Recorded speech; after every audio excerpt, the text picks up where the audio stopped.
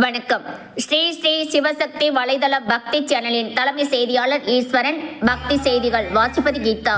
ராணிப்பேட்டை மாவட்டம் ஆற்காடு நகரம் வரதராஜன் தெரு ராதாகிருஷ்ணன் தெரு சந்திப்பில் ஓம் ஸ்ரீ மாமலை வாசன் பக்த சபா சார்பில் 24/12/2025 அன்று மாலை 7 மணி அளவில் 16ஆம் ஆண்டு திருவிளக்கு பூஜை மற்றும் கற்பூர ஜோதி தரிசன பூஜை ஸ்ரீ ஐயப்ப சாமிக்கு சிறப்பாக நடைபெற்றது.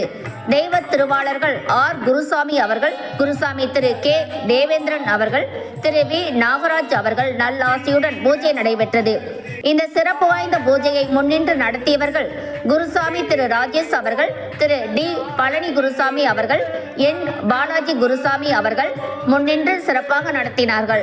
முன்னதாக அப்பகுதியில் உள்ள ஆலயத்தில் சிறப்பு வழிபாடுகள் செய்யப்பட்டு சிறப்பு பூஜை, சிறப்பு அர்ச்சனைகள் நடந்து முடிந்து வருகை புரிந்த பக்தர்களுக்கு பிரசாதங்கள் வழங்கி சிறப்பிக்கப்பட்டு மாலை 7 மணியளவில் ஸ்ரீ விநாயக பெருமான், ஸ்ரீ ஐயப்ப சாமி, ஸ்ரீ முருகப்பெருமான் ஆகிய தெய்வங்களுக்கு மலர் அலங்காரம் செய்து வைத்து பக்தி பாடல்கள் பாடப்பட்டன.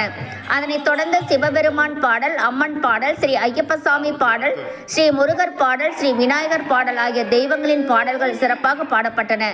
இந்த பூஜைக்கு வருகை புரிந்த சுவாமிமார்கள் ஒவ்வொருவருக்கும் தன்னுடைய இனிய குரலால் பக்தி பாடல்கள் பாடப்பட்டு ஸ்ரீ ஐயப்பசாமி படிபூஜை, கற்பூர ஜோதி தரிசனம் விழாவை சிறப்பாக செய்தார்கள்.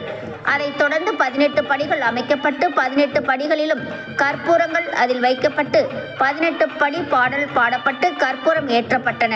அதனைத் தொடர்ந்து மகா தீபாராதனை நடைபெற்றது. வருகை புரிந்த குருசாமிகள் ஒவ்வொருவருக்கும் சிறப்புகள் செய்யப்பட்டன. பூஜிக்கப்பட்ட திருநீர், குங்குமம், பூ வகைகள், பல வகைகள் பக்தர்களுக்கு வழங்கப்பட்டது. இந்த சிறப்பான பூஜை ஏற்பாடு செய்து நடத்திய அனைவரையும் வருகை புரிந்த குருசாமிகள் பூத்தூவி வாழ்த்தினார்கள். ஒவ்வொரு ஆண்டும் இதுபோன்ற சிறப்பு வாய்ந்த பூஜையை செய்ய வேண்டும், அதற்கு ஸ்ரீ ஐயப்ப சுவாமி பகவான் அருள் புரிய வேண்டும் என்று வேண்டிக் கொண்டார்கள்.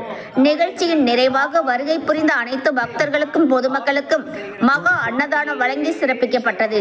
பக்தி செய்திக்காக ஈஸ்வரன்.